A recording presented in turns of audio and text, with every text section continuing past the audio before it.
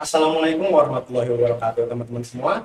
Saya Muhammad Haris Ataya sebagai host di podcast Ikhbar. Informasi dan kabar seputar kesehatan spesial edisi Semarang Ramadan 1445 FKIK Uin Malang.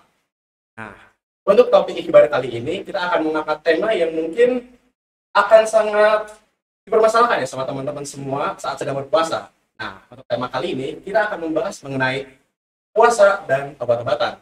Nah, untuk membahas topik kali ini, bersama kita ada narasumber yang sangat luar biasa.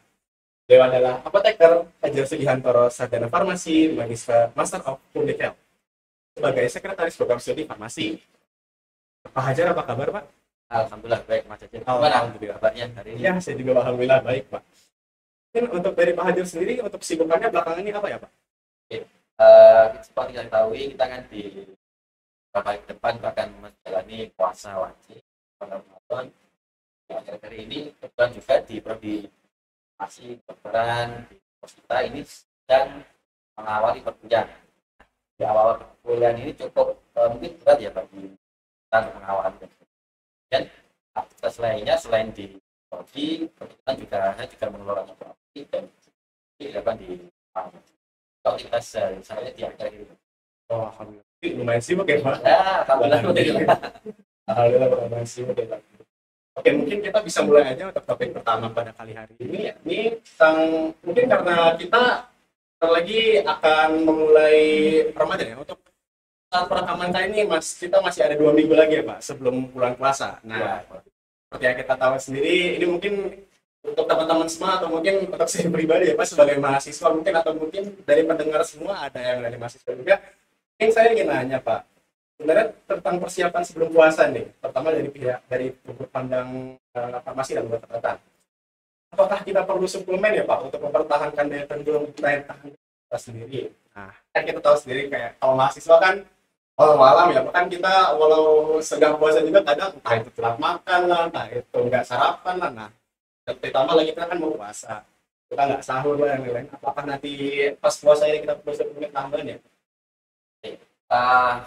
Pertanyaan menarik. Jadi puasa kan satu yang wajib bagi umat muslim kita. Nah, apakah perlu suplemen atau enggak? Itu satu hal yang mungkin pendidikan yang masih. Jadi tadi kan ditanyakan apakah bagi mahasiswa itu perlu nggak suplemen dan kondisi yang kita makannya telat, kemudian bahkan bukannya telat ya kadang sehari sekali sudah terbiasa atau 2 kali. Suplemen bisa dikenakan penting bisa tidak, itu sangat tergantung dari kondisi mahasiswa. Kondisi bagaimana? Sebenarnya bukan penting tidaknya, tetapi seharusnya penuhi dulu tuh sehari 2 kali makannya. Karena kalau makan sekali kemudian suplemen kurang juga. Ya lebih baik daripada suplemen, lebih baik penuhi dulu asupan makanannya. Yang tadi makan telat itu mulai diperbaiki, mumpung masih ada waktu nih 2 minggu, sehingga pada saat masuk di bulan puasa itu sudah. Apakah nanti perlu suplemen kalau sudah terletak? Kalau diperlukan, ya suplemen seperti misalkan intinya kan kita membutuhkan daya tubuh yang baik selama puasa. Jadi vitamin seperti vitamin C, vitamin C atau mungkin buah-buahan, daging itu sangat penting buat menjaga selama bulan Ramadan. Ya, benar ya teman-teman. Kita semua harus mencegah dulu ya, Mas. Iya, jadi perbaiki dulu polanya sambil nanti saat udah baik nih. Komen itu bagus. Jadi perbaiki makanan dulu, baru kita kalau misalnya udah tambahan suplemen ya. Mungkin kita masuk ke topik apa ya, Pak, mengenai pandangan Islam mengenai obat-obatan, terutama di bulan puasa. Untuk pertanyaan pertama nih, Pak, sebenarnya bagaimana sih pandangan Islam sendiri dalam penggunaan obat-obatan yang terutama yang dikonsumsi lewat mulut, terutama pas lagi bulan puasa, atau pas lagi sedang menjalani puasa? Sebenarnya ini bukan masalah kita ya, kita kan kesehatan, farmasi, kedokteran. Sepengetahuan kami di pandangan Islam, jadi nanti sebenarnya ada beberapa obat nih yang itu boleh nggak digunakan pada saat puasa.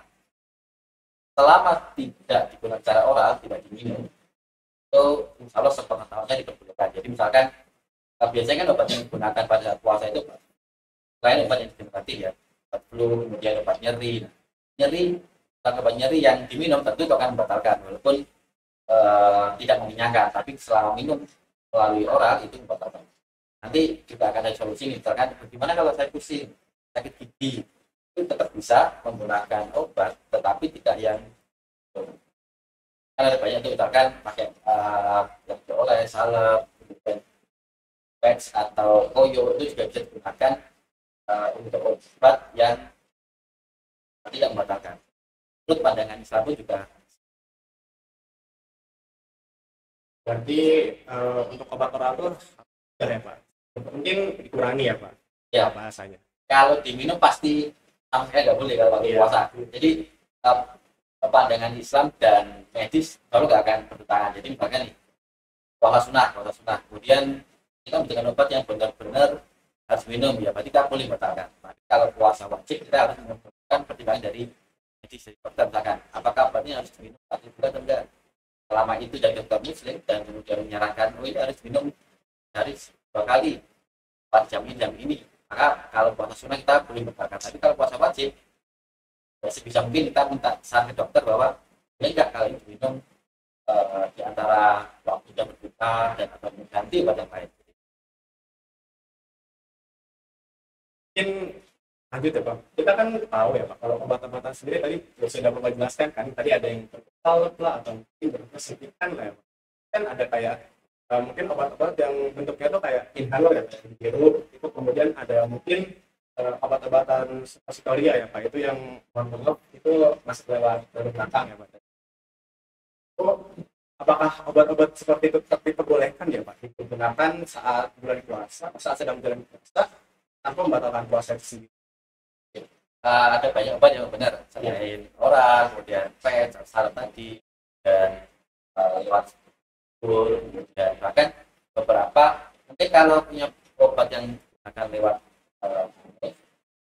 kemudian lemah, itu pertama tergantung apa sih kita butuhnya, apakah benar nih harus digunakan pada saat puasa atau boleh nggak kita gunakan hanya ya gunakannya itu setelah buka, setelah buka puasa, setelah tarawih, seperti itu pertimbangan pertama. Kemudian biasanya yang sangat urgent ini seperti obat insulin Mas, ini kan dia juga disuruhkan nih apakah itu batal atau tidak. Selama ini yang saya tahu tidak, karena lagi itu tidak membatalkan puasa karena tidak digunakan secara oral, kecuali dia berupa infus yang sebenarnya untuk mengganti. Kalau misalkan supaya nggak lapar saya tidur saja, itu pasti membatalkan kan? Karena tujuannya kan untuk mengganti nutrisi.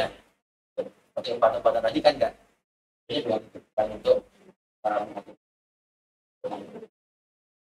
Ini memang harus ditelah lebih lanjut ya Pak, apakah ya, obat itu perlu digunakannya itu saat sedang berpuasa atau enggak pertama? ya.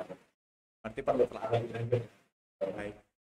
Mungkin kita lanjut ya Pak, mungkin tetap ini mengenai tadi ya, tempat kita bahas ya ini mengenai obat-obatan saat puasa. Nah kita mungkin tahu ya Pak, ada beberapa pasien atau mungkin lansia ya Pak, mungkin lansia terkena penyakit kronik ya Pak, dia pasiennya itu dia rawat jalan. Nah dia itu diresepkan obat yang perlu dikonsumsi secara rutin. Misalkan mungkin kasusnya itu 3 kali sehari diresepkan oleh dokternya itu. Nah namun obat yang biasanya diminum saat makan siang kan nggak bisa dimakan kan ya Mbak. Obat pastilah ya nggak boleh dimakan saat makan sedang puasa kan. Nah apakah ada alternatif ya Pak itu mungkin aturan minum baru untuk orang yang sedang rutin berobat itu ya Pak saat sedang berpuasa? Selama ini yang memang yang lazim kan obat kan sehari 3 kali.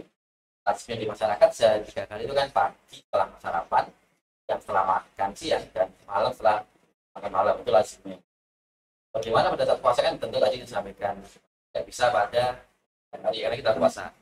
Bagaimana caranya? Yang pertama, kalau itu rutin yang digunakan jangka panjang lama. Nah, ini mumpung masih ada waktu sebelum puasa, kita konsultasi nih dokter. Saya kalau puasa kita nggak disiapkan atau ganti obatnya yang sehari cukup 2 kali. Kalau itu ada penggantinya itu jauh lebih bagus. Tapi kalau misalkan nggak ada karena obatnya ini memang harus sehari 3 kali, ya berarti solusi yang kedua tadi yang pertama kalau nggak memungkinkan, yang kedua berarti ya tetap minum 3 kali, tapi waktu yang dirubah. Jadi yang awalnya pagi siang malam, jadi malam malamnya setelah buka puasa minum, kemudian antara puasa ke sahur itu kan kurang lebih 10 jam. Berarti kita kasih jeda 5 jam. Jam 6 mungkin minum, 5 jam lagi minum, 11-an minum, dan saat sahur terakhir itu dua solusi yang minimal dapat digunakan. Jadi kalau ada penggantinya, ada pengganti obat yang frekuensinya lebih kecil, 2 kali itu lebih kita tinggal sahur dan tapi kalau nggak bisa sama sekali dan harus menggunakan obat itu sehari 3 kali, ya berarti ritmenya yang berubah. Setelah maghrib jam 11 malam, kemudian Kan mungkin tadi ada 2 solusi lah ya. Mungkin dari yang udah dikatakan dari itu kemudian yang kedua itu tadi yaitu pakai perubahan aturan minumnya ya Pak. Jadi kayak minumnya itu waktu malam hari ya, mungkin waktu jam tahajud mungkin ya Bang. Atau mungkin setelah taraweh ya. sebelum tidur atau mungkin jam 11 malam kamu Iya, mungkin seperti itu. Kan mungkin ada nih apa kayak kebanyakan dari kita itu mungkin nggak semuanya kalau misalnya dosis obatnya itu cuma 3 kali sehari, ternyata nggak ada kan, harus 3 kali sehari. Nah, kita sendiri kebanyakan kan ya ada lah yang tinggalnya itu cuma sendiri, dan sedangkan ya kita tahu sendiri Kak, setelah taraweh juga kan kadang udah ngantuk ya Boy. Udah ngantuk terus kayak kelupaan minum obatnya gitu. Itu apakah ada solusi lain ya Pak? Atau mungkin kayak ada mungkin aturan lain gitu? aturan pakai ya. Jadi mungkin langsung ke contoh ya. Contoh misalkan pada pasien yang jadi berarti pengguna obat sangat lama dan panjang, pada pasien misalkan hipertensi. Pada pasien hipertensi kan penggunaan contoh kaptopril sudah 2-3 kali. Dan itu kalau misalkan tadi di waktu malam maghrib mungkin minum oke. Tapi yang jam 11 belum tentu bangun tadi kan.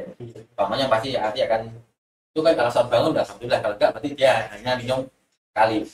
Ya pada saat puasa kemudian tensinya naik, kita bisa merubah atau bukan kita tapi konsultasi ke dokter tadi yang awalnya kaptopril 2 sampai 3 kali sehari bisa enggak banyak yang sehari sekali aja, misalkan nggak disinopil ya kan bisa sehari sekali, selama si pasien tidak ada pantangan, ada kontrindikasi, itu bisa dan jauh lebih efektif buat pasien itu.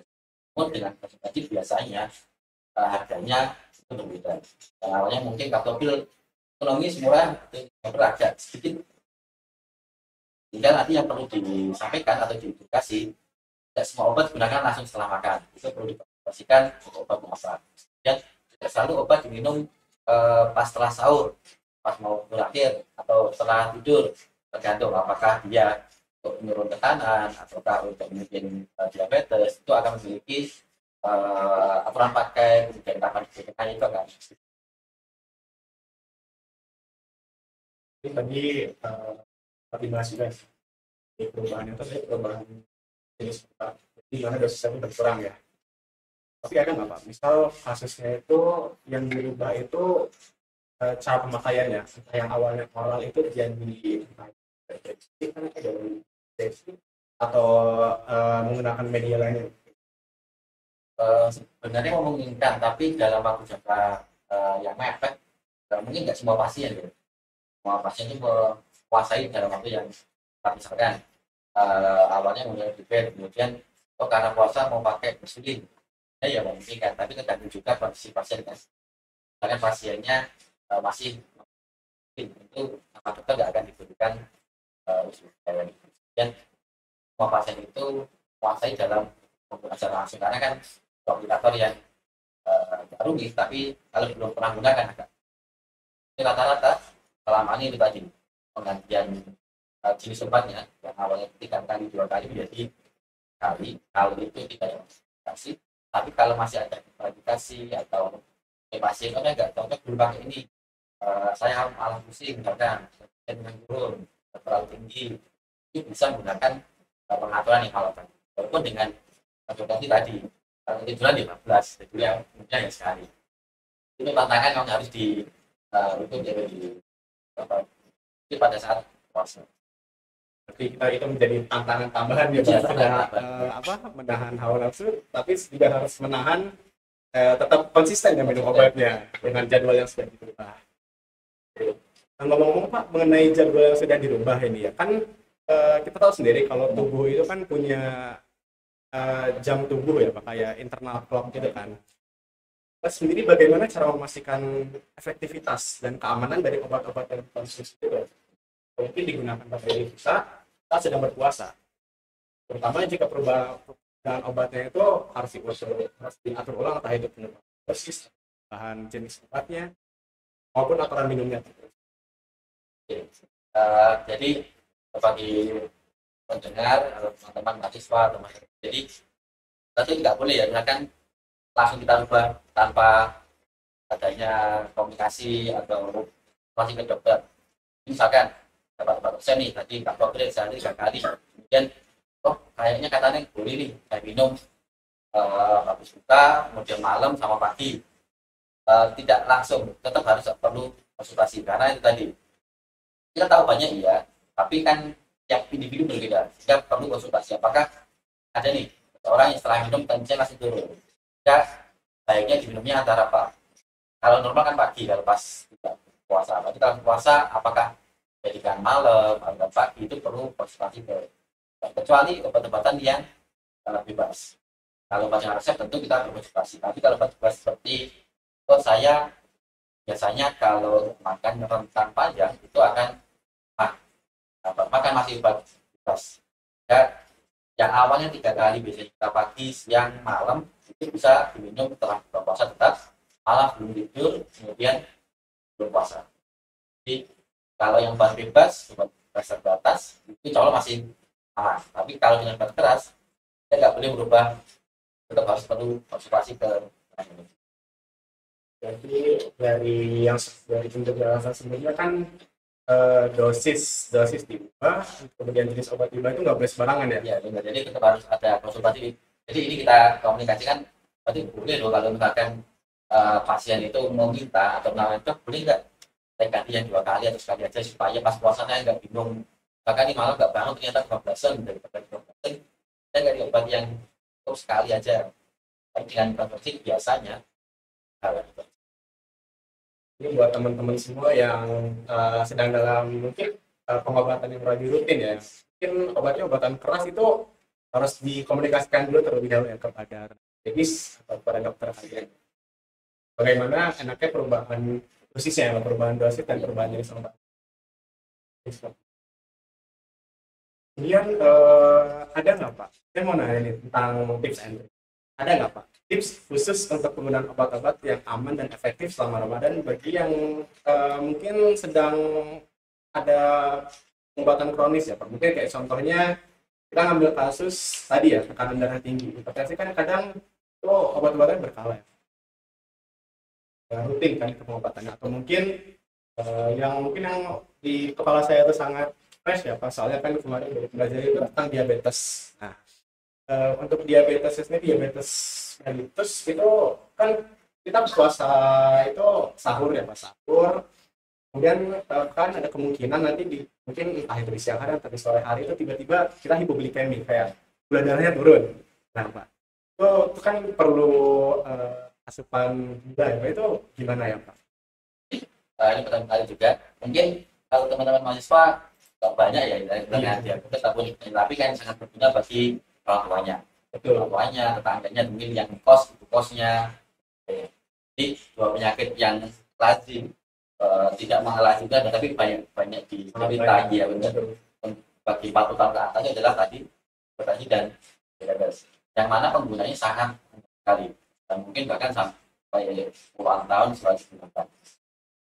Kalau DM ya, salah satu tantangan terberatnya adalah karena kita mungkin 14 jam tidak makan, tidak minum, ya kadar gula sangat rendah di jam 3 sore atau mungkin 12 ke atas, sehingga penggunaan obat diabetes itu akan sarankan penggunanya setelah berpuasa.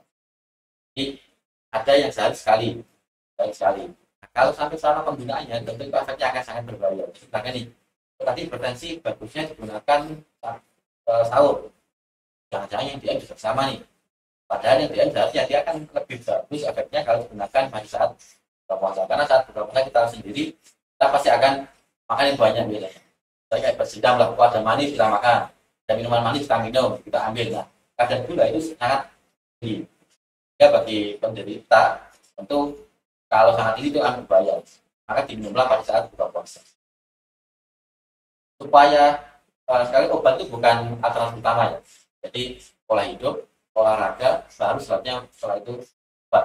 Kalau obat tidak bisa dihindarkan, ya harus dipatuhi. Karena untuk informasi, kepatuhan penggunaan obat di Indonesia itu sangat rendah. Obat generatif. Semakin lama dia terkena, itu bukan semakin semakin rendah.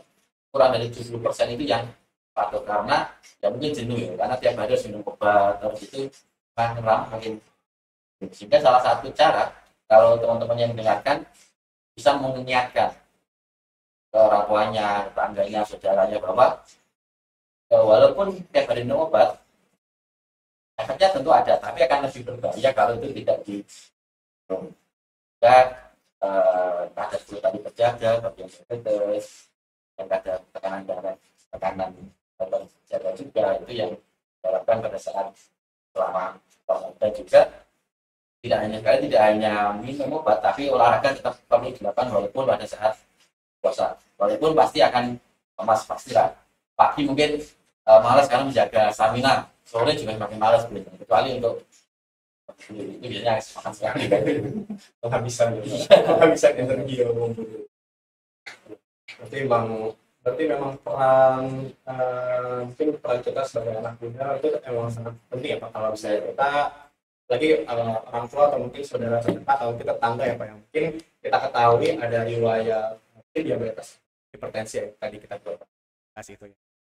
Jadi emang sangat penting ya Pak, peran kita sebagai mengingatkan lah minimal ya. Pertama mengingatkan pola hidupnya, kemudian dari lagi mencegah waktu buka puasa tuh jangan yang manis-manis banget gitu ya. Karena tadi kita perlu diingatkan. Iya.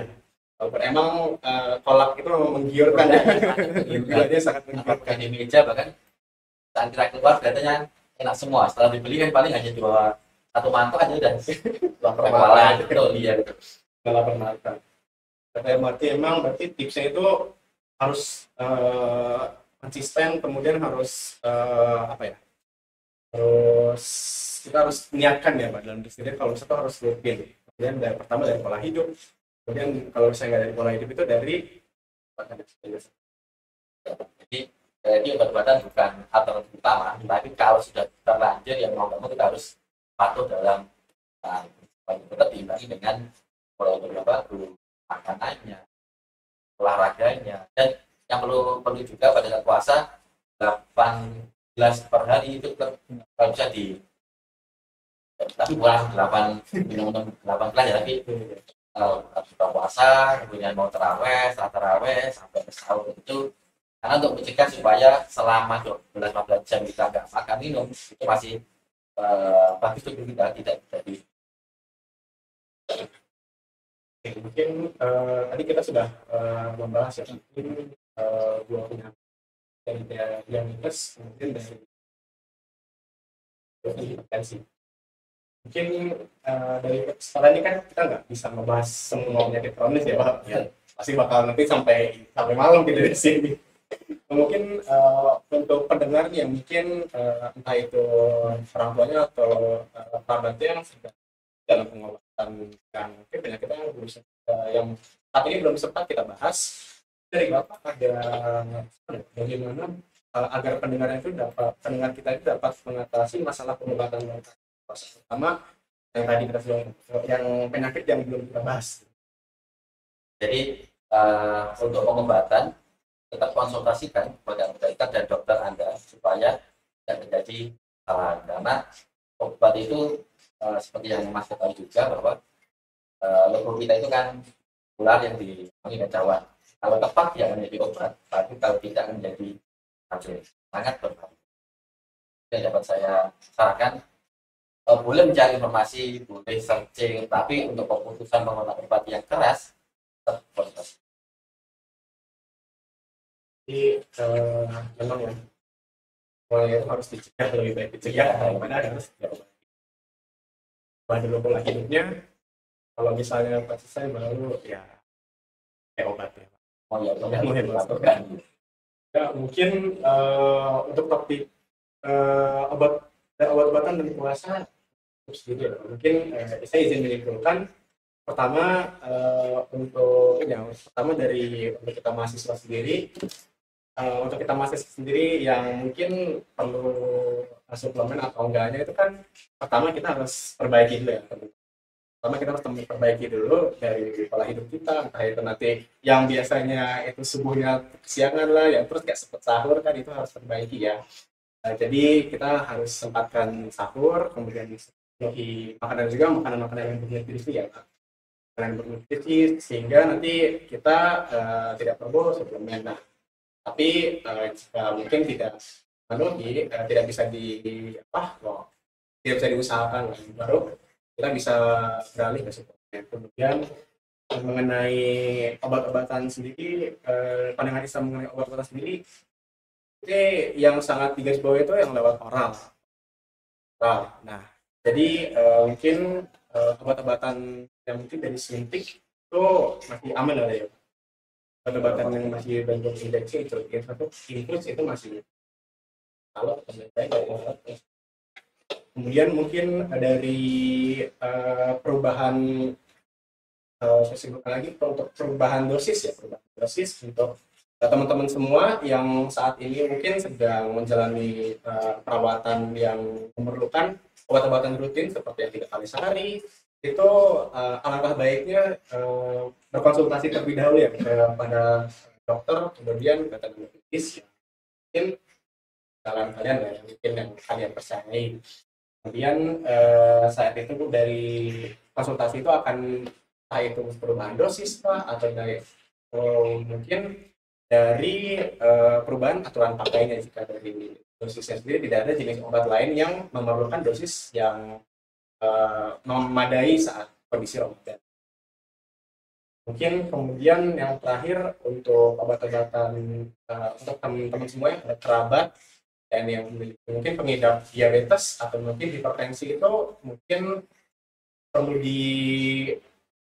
digarisbawahi ya untuk kalian sendiri. Mungkin kalian ada tugas tambahan, yakni sebagai pengingat orang tua atau mungkin kerabat kalian yang perlu obat-obatan rutin, atau mungkin dari pola hidupnya sendiri ya. Dari pola hidupnya sendiri itu kalian harus pertama, kalau misalnya ada untuk buka puasa itu kayak meja penuh dengan tajil dan gula-gula, goreng-gorengan, itu mungkin coba tahan orang tua kalian, apalagi terutama yang sedang mengidap diabetes ya, agar tidak, pertama kan kita perlu mencegah. Nah, kemudian kita juga perlu mengobatinya. Nah, untuk mengobatinya sendiri diingatkan untuk orang tuanya untuk minum obatnya secara rutin sesuai dengan atau arahan dari dokternya. Mungkin sekian ya Pak dari topik kita kali ini. Mungkin dari Pak Hazar ada closing statement ya Pak, mungkin untuk pendengar semua. Sehat itu sebenarnya mudah dan murah, jangan buat selama bulan puasa jadilah menebar kebaikan, karena seperti kita ketahui Khairunas atau Linas. Kalau bisa mengedukasi, mengingatkan ke saudara, ke orang lain itu bagus. Kalau tidak, minimal sebarkan video ini supaya bermanfaat bagi yang Terima kasih banyak Pak atas closing statement-nya. Ini saya juga terima kasih banyak sudah hadir di acara podcast kita kali ini, terus membahas bersama saya mengenai topik yang mungkin benar ya Pak, agak bermasalah tadi. Kayak saya sebelumnya belum tahu kalau misalnya kayak perubahan, saya belum pakai teknik perubahan jadwalnya tuh kayak diubah saat malam hari. Itu sangat membantu sekali. Terima kasih banyak karena sudah podcast ini.